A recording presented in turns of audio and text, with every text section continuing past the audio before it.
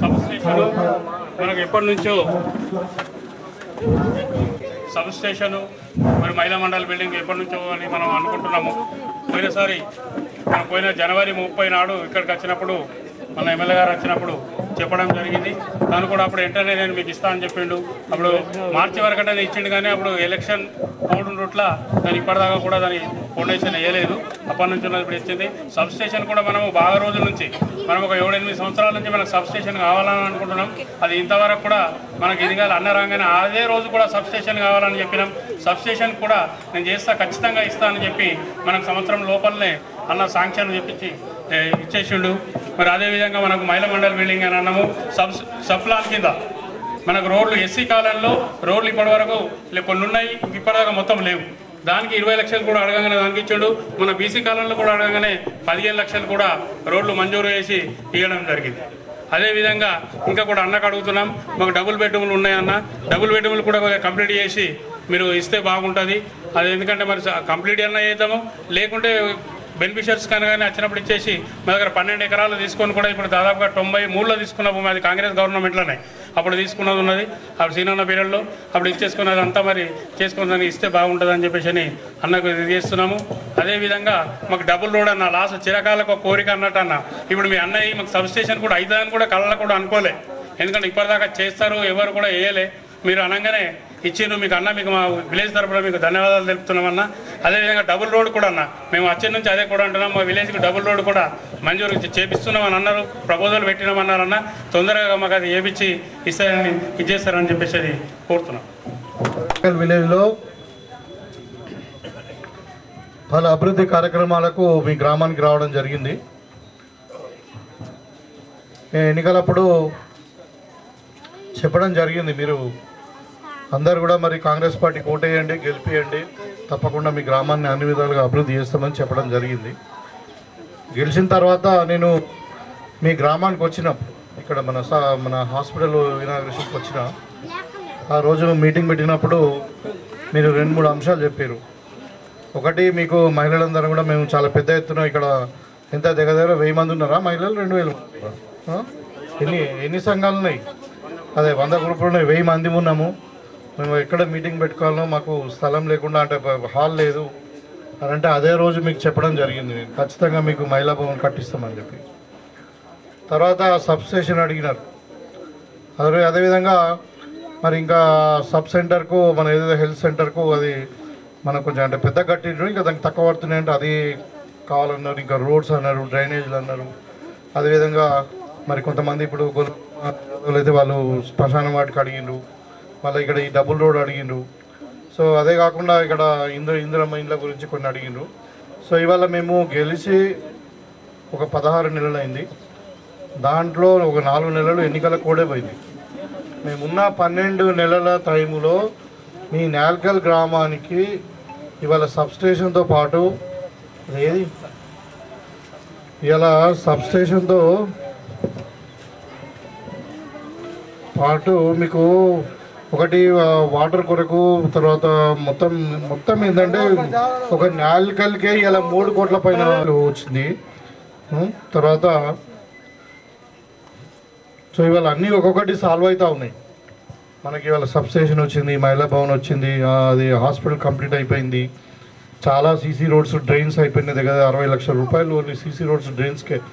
గతంలో మీరు 10 సంవత్సరాలలో నాకు తెలిసి ఒక 10 లక్షలు కూడా వచ్చినా రాలేదు. 10 సంవత్సరాలలో 10 లక్షలు కూడా రాలేదు. మరి అందరూ అక్కడ అప్పుడు ఆ పార్టీలో నాయకులే ఉండే, నాల్కల్ నుండి ఎక్కువ మంది నాయకులు ఉండే. మరి అయినా కానీ ఏం రాలేదు. మరి ఇలా నాల్కల్ మీద ప్రత్యేకమైన శ్రద్ధ చూపించి మీకు అన్ని విధాలుగా చేస్తూ ఉన్నాం. ఇవాళ సరే ఇవాళ అంటున్నారు ఈ డబుల్ బెడ్రూమ్, అది కూడా మన డబుల్ రోడ్ కూడా మనకు నిజామాబాద్కి వెళ్ళి ముదక్పల్లి దాకా డబుల్ రోడ్ పెట్టినాం. అది కూడా త్వరలోనే శాంక్షన్ కూడా అవుతుంది. శాంక్షన్ అయినాక మళ్ళీ మనం ఫౌండేషన్ స్టోన్ వేసుకుంటాం. అయితే ఇక్కడ ముఖ్యంగా మీకు చాలామంది ఇండ్లు లేని ఉన్నారు. మీకు అందరు కూడా ఇల్లు కట్టేయాల ఆలోచనతోని ఇవాళ మన ప్రభుత్వము చెప్తున్నా కదా, అదే చెప్తున్నా. మరి ఇంకా అదే చెప్తా, ఇంకా కూర్చునే కదా మాట్లాడుతాం. ఇవాళ మనకు 7,000 ఇండ్లు వచ్చినాయి మన కాన్స్టిట్యున్సీకి. మీ నాలుకల్లో ఎవరు ఇల్లు కట్టుకున్నా అర్హులై ఉండి, అంటే ఇండ్లు ఉన్నవాళ్ళు కాదు, ఇండ్లు లేని వారు జాగా ఉండి ఎవరు కట్టుకున్నా వాళ్ళందరూ కూడా, నేను ప్రసాద్ చెప్తా ఉన్నాను, ఇక మన గంగన్ ఉన్నాడు, వీళ్ళందరికీ సతీష్, మన కిరణ్ ఎటువంటి కిరణ్ రావు గారు, మీ నాయకులకు చెప్తా ఉన్నాను, మీరు ఒక లిస్ట్ తయారు చేయండి. ఎవరు ఇండ్లు కట్టుకుంటా అంటే అర్హులందరూ కూడా ఇండ్లు ఇస్తాం. అది 100 కానీ 100 ఇండ్లు ఇస్తాం. మీకు 5 లక్షల రూపాయలు ప్రభుత్వం నుండి ఇప్పిస్తాము. అయితే ఇక్కడ ఇంతకుముందు గవర్నమెంట్ ల్యాండ్ ఉన్నది, అది కొంచెం 45, అది అపార్ట్మెంట్ ఏది మన డబుల్ బెడ్రూమ్ ఎన్ని కట్టిరు? 36 కట్టిరు. అది ఏముందంటే గవర్నమెంట్ స్కీమ్లో ఎవరికైతే జాగలేదో, మీకు ఇల్లు లేదు జాగలేదు, అలాంటి వాళ్ళకి అవి అలాట్ చేస్తాం. అలాట్ చేసి ఇప్పుడు ఆల్రెడీ ఏదైతే కట్టిరు కొంత కట్టినందుకు ఎంత అయిందో అది మైనస్ చేసేసి మిగతా అమౌంట్ మీకు ఇచ్చి మీకు హ్యాండ్ ఓవర్ చేస్తాము. కొన్నేమో స్లాబ్ లెవెల్లో ఉన్నాయి, కొన్నేమో ఫౌండేషన్ లెవెల్లో ఉన్నాయి. ఫౌండేషన్ లెవెల్ అయిన దానికి 1 లక్ష రూపాయలు అవుతాయి, స్లాబ్ లెవెల్ అయిన దానికి 2.5 లక్షలు, 2.5 కానీ 3 కానీ దాని ఎస్టిమేషన్. అట్లా ఆ 3 లక్షలు ఇంకా 2 లక్షలు మీకు ఇస్తాం. అది మీకు ఆ ఇల్లుతో పట్టాతో సహా ఎవరికైతే భూమి లేదో వాళ్ళకి ఆ ఇల్లు మీకు అలాట్ చేసి ఆ బ్యాలెన్స్ అమౌంట్ కూడా ఉన్న కాంట్రాక్టర్ని పంపించేస్తాం. మీరే కట్టుకోవాలి. మేము బ్యాలెన్స్ అమౌంట్ కూడా అది ఎంత ఉంటుందా, ఇప్పుడు దాని ఖర్చు 3 లక్షలు ఆల్రెడీ అయిందనుకోండి, ఇంకా మిగతా 2 లక్షలు ఇస్తాం. అదే 1 లక్ష అయిందనుకోండి, ఇంకా 4 లక్షలు ఇస్తాం, మీకు హ్యాండ్ ఓవర్ చేస్తాం, మీరే కట్టుకోవాలి. అది ఆ విధంగా ఎవరికైనా ఇంకా సరిపోలేదు, ఇంకా కొంతమంది 45 మంది కాక ఎక్కువన్నారు, ఇంకా ప్లాట్లు లేని వాళ్ళు అంటే ఇంకా పక్కకు జాగా ఉన్నది, అది ఒక 2 ఎకరాలు కూడా అవసరం ఉంటే 75 గజాల చొప్పున మీకు ఒక్కొక్క ప్లాట్ ఇచ్చి దాంట్లో కూడా ఇల్లు కట్టుకోవడానికి ఇస్తాం. ఇక్కడ మీరు ఎవరు కట్టుకున్నా ఈ నాల్కల్ గ్రామంలో ప్రసాద్ గారు, ఈ కిరణ్ గారు చెప్తున్నాను, మీ గ్రామంలో ఇల్లు లేని వాళ్ళు ఈ 3.5 ఏళ్ళలో ఉండద్దు. మనం 5 ఏళ్ళకు మనకు ప్రజలు అధికారం ఇచ్చారు. మళ్ళా 100% మీరందరి ఆశీర్వాదంతో రేవంత్ రెడ్డి గారి నాయకత్వంలో మరి ఇంకా 10-15 ఏళ్ళు కాంగ్రెస్ పార్టీ అధికారంలో ఉంటుంది. కాబట్టి మీకు నాల్కల్లో మనం మళ్ళా ఎలక్షన్ల వరకు ఎవరు కూడా ఇల్లు లేని వాళ్ళు ఉండొద్దు. 100% ఇల్లు అయిపోవాలి. మీరు కట్టుకుంటారా, లేకుంటే డబుల్ బెడ్రూమ్ ఇల్లు అలాట్ చేస్తాం, లేకుంటే ఇంకా ప్లాట్లు అలాట్ చేసి కట్టుకున్నారా, ఇవన్నీ కూడా ఈ 5-6 నెలలు అయిపోతాయి. ఇప్పుడు మీరు మంచి రోజు చూసుకొని మీరు భూమి పై వేసుకోండి, మీ ప్లాట్లలో కట్టుకోండి, మీకు ప్రొసీడింగ్స్ ఇప్పిస్తాం. అదొకటి. ఇక అందరు కూడా పెన్షన్లు, రేషన్ కార్డులు, పెన్షన్ అంటున్నారు, రేషన్ కార్డులు ఇప్పిస్తాం. చాలామందికి 10 సంవత్సరాల నుండి రేషన్ కార్డులు రాలే. చాలామంది కుటుంబాలలో పెళ్లిళ్ళు అయినాయి, పిల్లలు పెద్దగా అయిపోయినారు, వాళ్ళ జాగాలో వాళ్ళు ఉంటున్నారు, కుటుంబాలు సపరేట్గా ఉంటారు కదా, జనరల్గా పిల్లలు విడిపోతారు, ఇక్కడ ఉంటారు, వేరే దగ్గర ఉంటారు. వాళ్ళందరికీ కూడా మొత్తం కూడా 100% ఫ్యామిలీ డిజిటల్ కార్డు అంటారు దీన్ని. ఓన్లీ ఒక రేషన్ కార్డు కాదు, ఇది రేషన్ కొరకే పనిచేయదు, అన్నిటికీ పనిచేస్తుంది. ఇవాళ మీకు బస్సు, ఆర్టీసీ బస్సు ఫ్రీ చేసినాం. అదేవిధంగా సిలిండర్ 500 రూపాయలకు ఇచ్చినాం. తర్వాత ఇవాళ 200 యూనిట్ల కరెంటు ఫ్రీ ఇచ్చినాం. ఇవాళ సన్న బియ్యం ఇస్తున్నాం.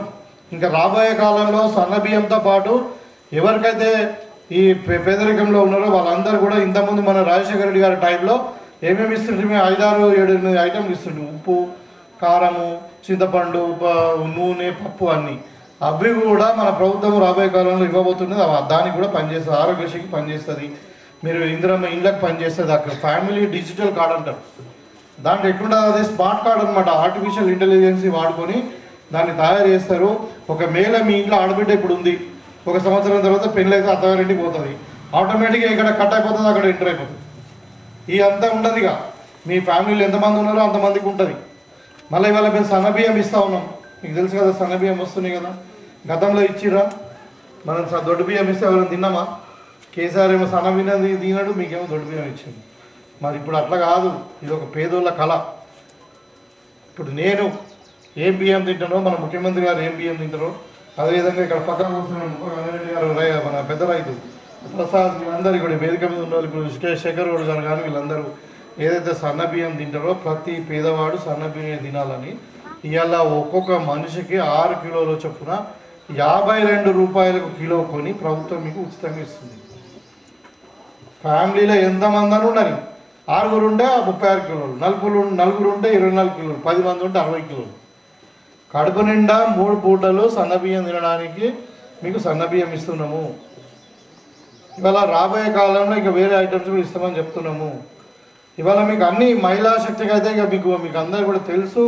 గతంలో చారాన్న మిత్తి ఇస్తాము, మీ పైసలు మీరు కట్టే అవసరం లేదు, మీ చారణ మితితోనే మీకు ఇస్తామన్నారు. మీరే కట్టిరు. మీకు అందరు కూడా తెలిసి ఇక్కడ మా అక్కలందరూ కూడా మహిళా సంఘాలలో ఉన్నారు. ఇవాళ మీ అందరు కూడా మితి మళ్ళీ డబుల్ పైసలు కట్టిరు కదా, కట్టినా లేదా? ఇవాళ మితి లేకుండా జీరో మితితోని 1,00,000 కోట్ల రూపాయల ఎజెండాగా పెట్టుకొని 1 కోటి మంది మహిళలను కోటీశ్వరులను చేయాలి. లక్షాధిపతులు కాదు, ఒక్కొక్క ఇక్కడ ఉన్న అక్క చెల్లెలు కోటీశ్వరులు కావాలి. అర్థమైందా? 5 సంవత్సరాలల్లో ప్రతి సంవత్సరానికి 20,000 కోట్ల రూపాయలు మీ బ్యాంకు నుండి రుణాలు తీసుకొని మీకు ఇస్తాం. దాని తర్వాత ప్రతి సంవత్సరం 5 ఏళ్ళు అంటే 1,00,000 కోట్లు అవుతాయి. అవి దాంతోపాటు మీరు ఎవరైనా ఇప్పుడు లోన్ తీసుకున్నారు, ఏదో ఆరోగ్యం బాగాలేకుండా ఏదో అకాలమైన దురదృష్టవశాత్తు మరణించిండు ఒక మన సభ్యురాలు, ఆమెకు 2 లక్షల రూపాయలు రుణం మాఫీ. ఆమె పేరు మీద 2 లక్షల వరకు ఉంటే 2 లక్షలు ఆమె కట్టే అవసరం లేదు, దానికి ఇన్సూరెన్స్ ఉంటాయి. మనం ఇన్సూరెన్స్ వాళ్ళే కట్టేస్తారు. అదేవిధంగా ఎవరికైనా యాక్సిడెంట్ అయింది, ఏదో ప్రాణాపాయం అయింది అంటే 10 లక్షల రూపాయలు వాళ్ళ కుటుంబానికి వస్తాయి. అంటే ప్రమాద బీమా అంటారు దాన్ని, పర్సనల్ యాక్సిడెంట్ పాలసీ. దాని ప్రమాద బీమా కూడా మీ మహిళా సంఘాలకు ఇస్తున్నాం. ఇవాళ ఇంకా కూడా మీకు తెలుసు, ఇవాళ మన ఆర్టీసీ బస్సులు కొన్నారా మన 4 గంటల ఆర్టీసీ బస్సులు కూడా కొనుక్కోవడానికి మీకు అవకాశం ఇస్తున్నాం. మీ గ్రూప్ నుండి ఆర్టీసీ బస్సు కొనుక్కోండి, ఆర్టీసీ దగ్గర అద్దకు పెట్టండి, కిరాయికి మీకు వస్తాయి. పెట్రోల్ బంకులు ఇస్తున్నాం. ఇలా కలెక్టర్ ఆఫీస్లో క్యాంటీన్ కూడా మహిళలే నడిపిస్తున్నారు.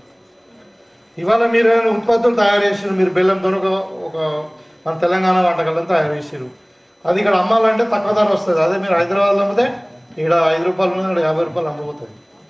అంటే ప్లేస్, ఇప్పుడు మనకు నీళ్ళు కొంటాం బయట దుకాణంలో 10 రూపాయలు ఉంటుంది, అది ఎయిర్పోర్ట్లో కొంటే 30 రూపాయలు 40 రూపాయలు ఉంటుంది. అదే ఏరోప్లేన్లో కొన్నాం అనుకో 100 రూపాయలు అవుతుంది. అదే నీళ్ళు. అయితే వాల్యూ అడిషన్ అంటారు దీన్ని. ఇప్పుడు మీరు ఇక్కడ తయారు చేసినటువంటి వస్తువును అక్కడ పోయి మీరు హైదరాబాద్లో హైటెక్ సిటీ దగ్గర 3 ఎకరాలలో 200 షాపులు పెట్టారు. మీరు ఏదైనా కుటుంబ అల్లుడు ఉంటారు, లేకుంటే ఇవి అంటారు కదా, దాన్ని మీరు తయారు చేసిన వస్తువులు మన తెలంగాణ వంటకాలే కాదు, ఏదైనా మీరు ఒక వస్తువులు చెక్క బొమ్మలు తయారు చేస్తారా, ఇంకా కుటుంబంతో తయారు చేస్తారా, మీరు మహిళా సంఘాల ద్వారా తయారు చేసిన వస్తువులను అక్కడ అమ్ముకోవడానికి హైదరాబాద్ సిటీలో 300 షాపులు మీకు ఇచ్చారు. మీరు ఏదైనా తయారు చేసుకోవచ్చు. ఇవాళ కరెంట్ తయారైంది, సోలార్ ఎనర్జీ అంటే సూర్యరశ్మి ద్వారా కరెంట్ తయారైతే ఆ ప్లాంట్స్ కూడా మీకు ఇస్తున్నారు. ఇక రాబోయే కాలంలో రైస్ మిల్లు మీకు ఇస్తారని అంటున్నారు. ఇంకా మా గోడౌన్స్ కూడా మీకే ఇస్తామనుకుంటున్నారు. ఇలా వరి కొనుగోలు కేంద్రాలలో కూడా ఐకేపీ వాళ్లకు మన క్రాంతి పథకం కింద మీరు ఏదైతే సంఘాలు పెట్టుకున్నారో దాని కింద మీకు 50% కొనుగోలు కేంద్రాలు మహిళలకు ఇద్దామని ప్రభుత్వం నిర్ణయించింది. అంటే మీకు ఇవి అన్నీ ఎందుకు చెప్తున్నాయి? ఇందిరమ్మ ఇండ్లు కూడా తెల్లారి డబుల్ బెడ్రూమ్ ఇండ్లు ఇప్పుడు 4 ఉన్న 45 ఇండ్లు మన వాళ్ళకి ఎవరికైతే అలాట్ చేస్తామో, ఎవరికి అలాట్ చేస్తాము? మహిళలకే, మొగోళ్ళకి కాదు. మీ పేరు మీదనే పట్టా అవుతుంది. అది మొగలు అయితే అమ్ముకుంటారు, చేస్తారు, అది మంచి చెడు ఉంటుంది. ఆడవాళ్ళు అయితే ఉంటారు కానీ ఆడవాళ్ళ చేతికే ఇల్లు తాళం చేతి ఇవ్వాలన్నది మరి ఇదేది ఇందిరమ్మ రాజ్యం. ఇది కాంగ్రెస్ పార్టీ ప్రజాపాలన. మేము 24 గంటలు కరెంట్ ఇచ్చినాం. ఆ రోజు మాట్లాడిండు కాంగ్రెస్ వస్తే కరెంట్ ఉండదు, కాంగ్రెస్ వస్తే వానలు పడాయి అన్నారు. ఇలా ఇంతగానో వానలు పడ్డాయి, ఇంత కరెంట్ ఉన్నది. ఇలా 2 పంటలు పుష్కలంగా వండుతున్నాయి. అది కూడా ఇంకా సన్నబియ్యం పెడుతున్నారు. మీకు అందరికీ సన్నబియ్యాలని ఇవ్వాలని సన్నబియ్యం దొరకలేదని సన్నబియ్యం పెట్టమన్నాం. వాళ్ళకి ఇంకా 500 కూడా బోనస్ ఇచ్చినాం. ఇలా బోనస్ అంటే మామూలు కాదు, మీరు లెక్క పెట్టండి. ఇలా మన 4 రైతులు 30 క్వింటాలు పండిస్తున్నారమ్మా ఎకరానికి. ఒక క్వింటాలకు 500 చొప్పున అంటే 15,000 రూపాయలు ఒక పంటకు, ఒక ఎకరానికి 2 పంటలు పండించారు. అంటే ఎకరానికి 30,000 రూపాయల లాభం జరిగింది ఇలా రైతుకు సన్నబియ్యం వడ్లు పెట్టడం వల్ల. కరెంటు ఫ్రీ ఇచ్చినాం, నాణ్యమైన విత్తనాలు ఇచ్చినాం, నాణ్యమైన ఎరువులు ఇచ్చినాం. ఇవాళ మరి మార్కెట్ గ్యారంటీ ఇచ్చి ఈవెన్ వడ్లు తడిసినా కానీ రంగు మారినా కానీ మరి మేము కొంటామని చెప్పి ఇలా కొనడం వల్ల ఇవాళ తెలంగాణలో రికార్డు స్థాయిలో పంట పండింది. రైతులను ఆదుకున్నాం. రైతులకు చాలామందికి 25 లక్షల మందికి రైతులకు రుణమాఫీ చేసాం. ఇంకా కొంతమంది కాలే, 2 లక్షల పైన ఉన్న వాళ్ళకి కాలే. అదేవిధంగా రైతు భరోసా కొంతమందికి వచ్చింది, కొంతమంది రాలే, వాళ్ళకు కూడా ఇస్తామని చెప్తా ఉన్నాం. ఈ విధంగా అన్ని రకాలుగా ఇవాళ మన చదువుకున్న పిల్లలకు కూడా ఉద్యోగాలు వస్తలేవు అని చెప్పి ఇలా ఉద్యోగాలు కూడా 50-60 ఉద్యోగాలు ఇచ్చినాం. ఇవాళ మనం చదువుకున్న పిల్లలకు ఉద్యోగాలు వస్తలేవు. ఇంకా స్కిల్ యూనివర్సిటీ పెట్టుకున్నాం. స్కిల్ యూనివర్సిటీ అంటే మీకు తెలుసు కదా, ఇప్పుడు పిల్లలు ఉన్నారు, ఒక కార్పెంటర్ కావాలా, లేకుంటే ఒక ఎలక్ట్రీషియన్ కావాలా, ఒక ప్లంబర్ కావాలా, లేదంటే ఇప్పుడు నా దగ్గర సెల్ ఫోన్ ఉంది, cell phone mechanic repair centre పెట్టుకోవాలా అంటే అక్కడ ట్రైనింగ్ తీసుకుంటే వీళ్ళకి జాబ్ గ్యారంటీ 100% జాబ్ గ్యారంటీ. అక్కడ చదువుకున్నోడికి 100% జీతం వస్తుంది. అక్కడ చదువుకొని నువ్వు దుబాయ్ పోయినావు అనుకో, మామూలుగా ఉన్న వాళ్ళకి 40,000 వస్తుంది, దుబాయ్ సర్టిఫికేట్ తీసుకొని పోతే 80,000 వస్తుంది. అట్లా ఒక స్కిల్ యూనివర్సిటీ పెట్టుకున్నాం మన పిల్లలకు ఉద్యోగాలు రావాలని. చాలామంది చదువుకుంటున్నారు పాపం, BA చదువుతున్నారు, BCom చదువుతున్నారు, MA చదువుతున్నారు. ఇక్కడ తల్లిదండ్రులకు భారం అయితే యూనివర్సిటీలో ఉంటున్నారు వాళ్ళు, ఇటు రాక ఇంటికి పోతే ఏం ముఖం పెట్టుకొని చూపించాలని. మరి అలాంటి పరిస్థితుల్లో వాళ్ళకి స్కిల్ యూనివర్సిటీ మనం పెట్టుకున్నాం. ఇంకా పోనీ వాళ్ళు ఏదో పరిస్థితులలో చదువు ఆపేసిండ్రు, ఇంటర్మీడియట్ వరకు చదువుకున్నారు, SSC వరకు చదువుకున్నారు, మరి పరిస్థితి బాగాలేదు, ఎట్లా బతకాలంటే వాళ్ళకు కూడా ఇలా రాజీవ్ యువ వికాస్ పేరు మీద 6,000 కోట్లు పెట్టి 5 లక్షల మందికి ఇక్కడ మనం లోన్ ఇస్తున్నాం. 4 లక్షల వరకు వాళ్ళు ఏదైనా దుకాణం పెట్టుకుంటారా, ఆటో నడిపించుకుంటారా, కిరాణా షాప్ పెట్టుకుంటారా, లేకుంటే ఒక మెకానిక్ షాప్ పెట్టుకుంటారా, 4 లక్షల వరకు లోన్ ఇస్తున్నాము. ఆ లోన్లో కూడా 2,80,000 రూపాయలు అంటే 70% మాఫీ అంటే సబ్సిడీ. అదొక 4 లక్షలలో 1,20,000 వాళ్ళు కట్టుకోవాలా. వాళ్ళు కట్టుకుంటారా, బ్యాంకుకి తెచ్చుకుంటారా, కానీ ప్రభుత్వం నుండి 2,80,000 మాఫీ. ఇట్లా అందరినీ కూడా కాపాడుకోవడానికి ప్రభుత్వం చేస్తూ ఉన్నది ఇలా. కాబట్టి మీరు గమనించండి, మీరు ఏ ప్రభుత్వం మీ వైపు ఉన్నది, మీ బతుకు ఎట్లా బాగుపడాలా, మన పిల్లలు ఎట్లా బాగుపడాలా, మన రైతులు ఎట్లా బాగుపడాలని మీరు ఆలోచించండి. ఇవాళ ఇక మతం పేరు మీద తుర్కోలకు హిందువులకు అందరూ కూడా కయ్యం పెట్టి మతం పేరు మీద ఓట్లు అడుగుతున్నారు. నేను అడుగుతా ఉన్నా, ఇప్పుడు మన అందరం కూడా నిన్ననే కదా రామనవమి అయింది, మన అందరం రాముని జన్మదినం కదా. రామనవమి అంటే ఏంటిది? రాముడు పుట్టినరోజు, రాముడు సీతమ్మను పెళ్ళాడిన రోజు, రాముడు విజయం సాధించి పట్టాభిషేకమైన రోజు, 3 ఒకటే రోజు వస్తాయి నవమి. అంత గొప్ప పర్వదినాన్ని మనం అందరం కూడా రామ భక్తుల కింద మన దేవుడు అని చెప్పి మనం పూజలు చేస్తామా? మరి అంటే మనం అందరం హిందువులమే కదా. మరి కొంతమంది మోడీ భక్తులు ఉన్నారు, రామ భక్తులు కావాలి, మోడీ భక్తులు అన్నట్టు. మోడీ అంటే తెలుసు కదా నీకు, తెలుసా? మోడీ అంటే మన ప్రధానమంత్రి, ఆయన గుజరాత్ ఆయన ఏం చేస్తున్నాడు? ఆయన అమిత్ షా ఇద్దరు కలిసి ఏం చేస్తున్నారంటే, అదానీ అంబానీ అని ఒక 2 వ్యాపారస్తులు, వాళ్ళు కూడా గుజరాత్ వాళ్ళే. ఈ 4 కలిసి భారతదేశాన్ని మొత్తం కూడా లూటీ చేస్తున్నారు. వీళ్ళు చేస్తున్నది ఏంటంటే, మన తెలంగాణకి వెళ్ళి పైసలు తీసుకుపోతున్నారు. మనం ట్యాక్స్ కడతాం కదా, ఇలా మన సామాను సబ్బు కొన్నా ట్యాక్స్ కడతాము, పెట్రోల్ కొన్నా ట్యాక్స్ కడతాము, ఇంకేది కొన్నా ట్యాక్స్ కడతాం. ఆ ట్యాక్స్కి వచ్చిన పైసలు కేంద్ర ప్రభుత్వానికి మన తెలంగాణ నుండి మన ఢిల్లీకి పంపిస్తే 42 పైసలు మనకిస్తున్నారు, 58 పైసలు వేరే మన పైసలు తీసుకపోయి ఉత్తరప్రదేశ్లో పెడుతున్నారు. ఇక మళ్ళీ మన ఎంపీలు ఎమ్మెల్యేలు గెలిచిన వాళ్ళు ఏం చేస్తున్నారు? బీజేపీ వాళ్ళు మన కచ్చా పైసలు రాణిస్తలేరు. ఇవాళ ముఖ్యమంత్రి గారు మనం తెలంగాణ డెవలప్ చేద్దాం, మన RRR కడదాము, మూసీ నదిని మంచిగా వేసుకుందాము, మనకు అన్ని కావాలని అంటే వాళ్ళు ఈడ మనం ఓట్లు వేస్తే గెలిచిన వాళ్ళు పోయి ఆడ గుజరాత్లో పాట పాడుతున్నారు. మన పాట పాడాలా, గుజరాత్లో పాట పాడి ఆడ మొత్తం పైసలు వాళ్ళు తీసుకపోతే ఇట్లా రాకుండా పైసలు కూడా రాకుండా చేస్తున్నారు.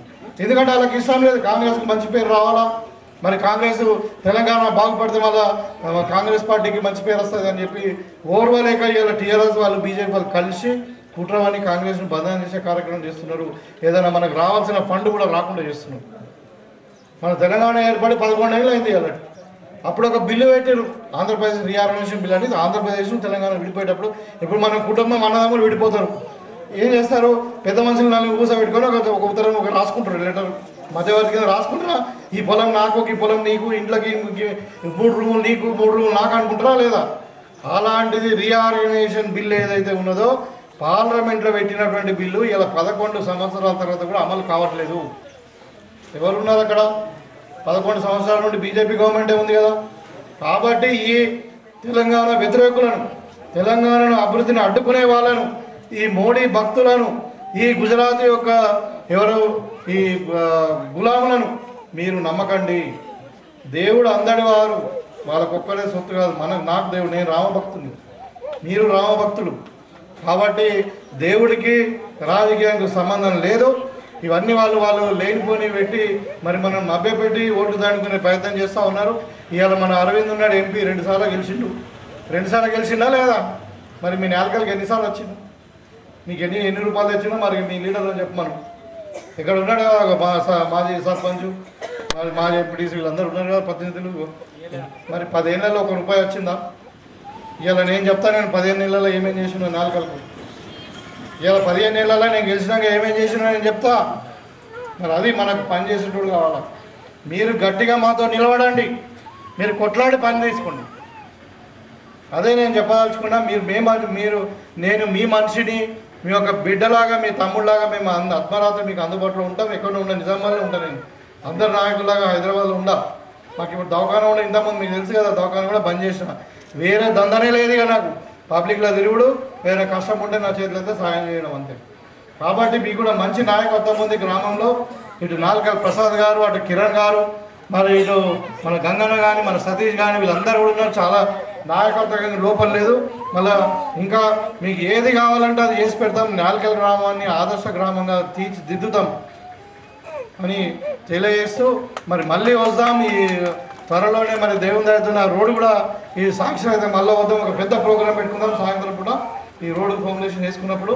కానీ మీరు మాత్రము మరి ఎవరైతే పనిచేస్తారో, ఎవరైతే మీ పక్షాన మాట్లాడతారో, మీ గురించి ఆలోచిస్తారో ఆ పార్టీని ఆదరించాల్సిందిగా కోరుకుంటూ సెలవు తీసుకుంటాము. జై కాంగ్రెస్.